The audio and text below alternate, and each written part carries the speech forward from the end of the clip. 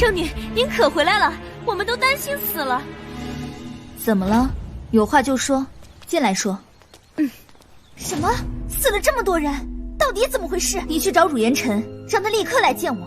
是。你和我的同门都死了那么多，你有何提议？遭到强大妖兽的袭击。强大的妖兽？难道是他？圣女，您不能去。我叫你们让开！你决心要去，除非把我们都杀了。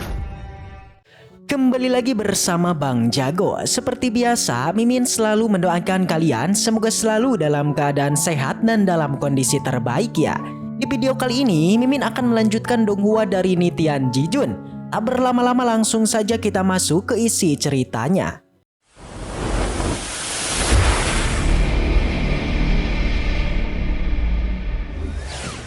Cerita dilanjutkan yang memperlihatkan Jinge yang mempersiapkan armor tingkat tinggi membuat Tan Yun cukup terkesima nih dengan akan kekayaan satu orang ini.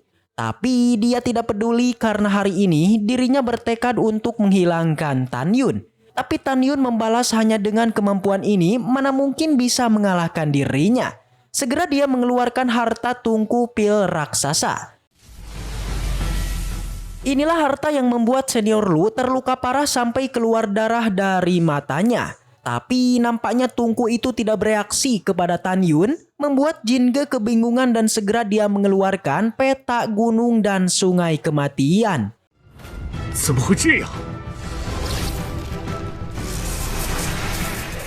Dari dalam peta itu langsung dimunculkan si batu raksasa bagaikan gunung. Itu pun menyambar ke arah Tan Yun penuh akan tekanan besar.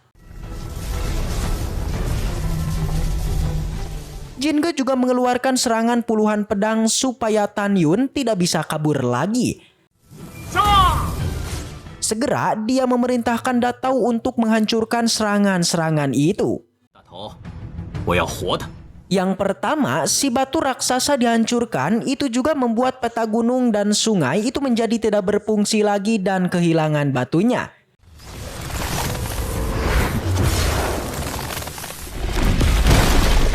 Yang kedua, tungku raksasa dipukul Datau sampai tidak mengeluarkan kekuatannya. Dan yang terakhir, semua pedang terbang dihancurkan oleh Datau.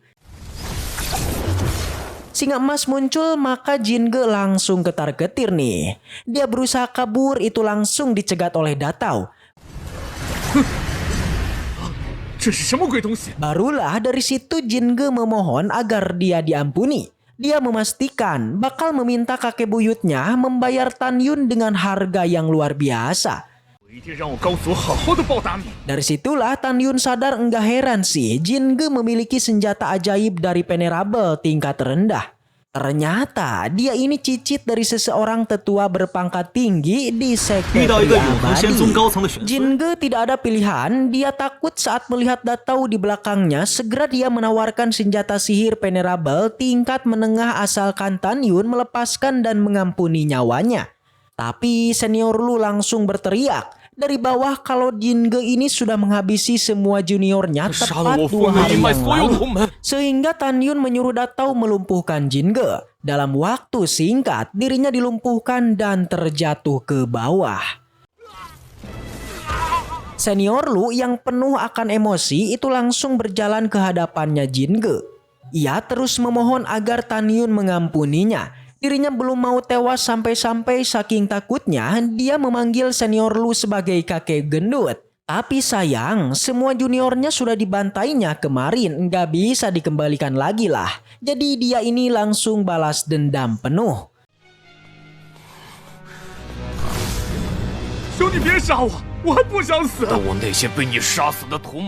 Jinge memastikan kalau kakek buyutnya adalah seorang anggota berpangkat tinggi di sekte peri abadi.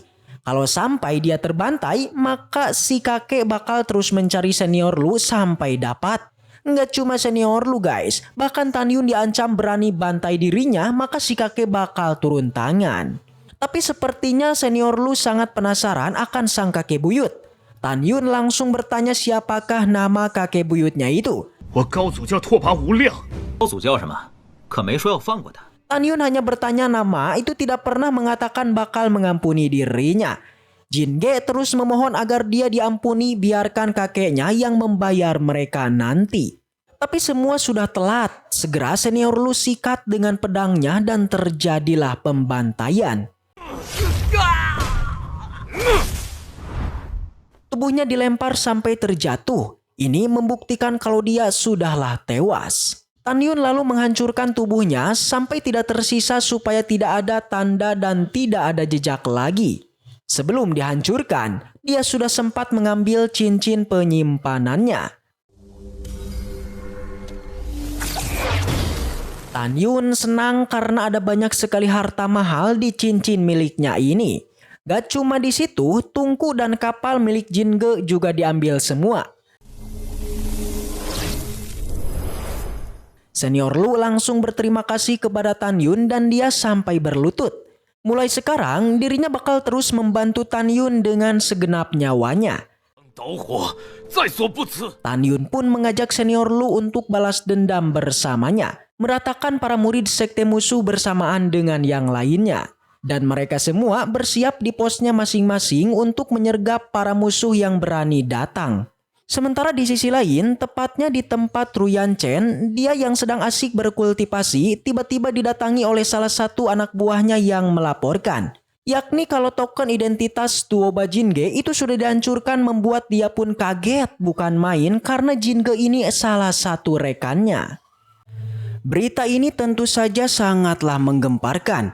Ruyan Chen sampai-sampai tak menyangka hingga masih merasa tak percaya dengan apa yang dikatakan oleh pelayannya. Di mana ia tahu betul Jinge ini selalu membawa semua jenis pusaka tingkatan atas. Yang tentu saja itu semua bisa mengalahkan semua musuh-musuhnya dengan mudah.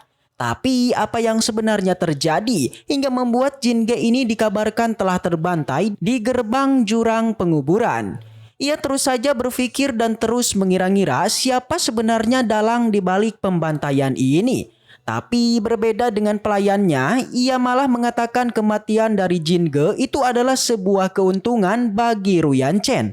Yang mana kini dia tak ada lagi seorang saingan untuk mendapatkan tahta sebagai patriark sekte abadi. Namun meski begitu, dibalik dari keuntungan yang tentu ia dapatkan, Ruyan Chen juga sangat penasaran bagaimana bisa sekte peri abadi ini menjadi satu sekte yang mengalami korban jiwa yang sangat banyak. Di mana setelah ribuan tahun memasuki alam rahasia ini, baru pertama kali dan saat inilah sekte abadi itu mengalami kerugian semacam ini. Kemudian di sela kebingungannya, Ruyan Chen lantas teringat dengan Yukin dan menanyakan apakah Yukin itu sudah kembali. Dan ternyata Yukin sampai saat ini belum juga kembali. Membuat Ruyan Chen pun semakin khawatir dan kebingungan dengan tindakan yang akan ia lakukan selanjutnya. Scene kemudian berpindah di markas Istana Jiwa. Terlihat semua anak buah Yukin merasa sangat khawatir. Mereka terus menunggu kedatangan dari Yukin yang tempo lalu telah pergi dari kediamannya. Akhirnya setelah menunggunya, Yukin pun kembali dan semua orang yang ada di sana sangatlah gembira. 我只是出去透透气，不用。圣女，您可回来了？怎么了？有话就说。 Tapi setelah itu Yukin kemudian menyadari bahwa semua anak buahnya memiliki sesuatu yang akan dilaporkan. Tapi sebelum itu Yukin meminta semuanya untuk masuk ke dalam tenda dulu. 圣女，出事了。 Di dalam barulah salah satu dari mereka melaporkan mengenai kejadian selama Yukin pergi. Yakni itu merupakan adanya sebuah pembantaian yang terjadi kepada para murid Istana Jiwa hingga sampai 890 murid itu menjadi korbannya. 什么？死了这么多人？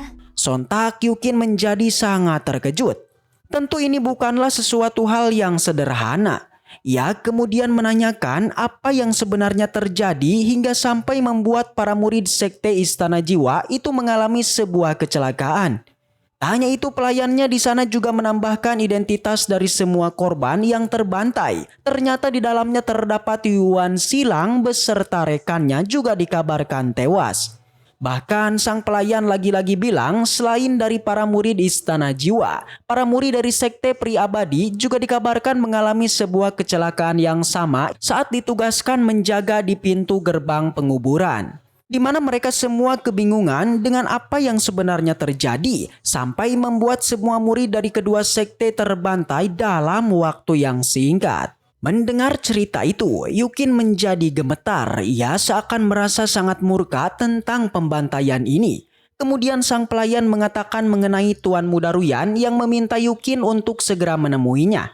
Tapi Yukin menolaknya dan hanya memerintahkan salah satu anak buahnya untuk memanggil Ruyan Chen ke sini saja. Singkat cerita, tak lama Ruyan Chen kemudian datang ke tempat Yukin. Di sana kedatangannya langsung saja mengatakan rasa kekhawatirannya karena Yukin telah pergi selama beberapa waktu lalu. Tapi ia saat ini menjadi senang karena akhirnya Yukin bisa kembali dengan selamat. Mendengar itu, Yukin tentu saja seketika menghentikan basa-basi dari Ruyan Chen. Ia langsung saja menanyakan kepada Ruyan Chen mengenai masalah yang terjadi, apa yang harus mereka lakukan.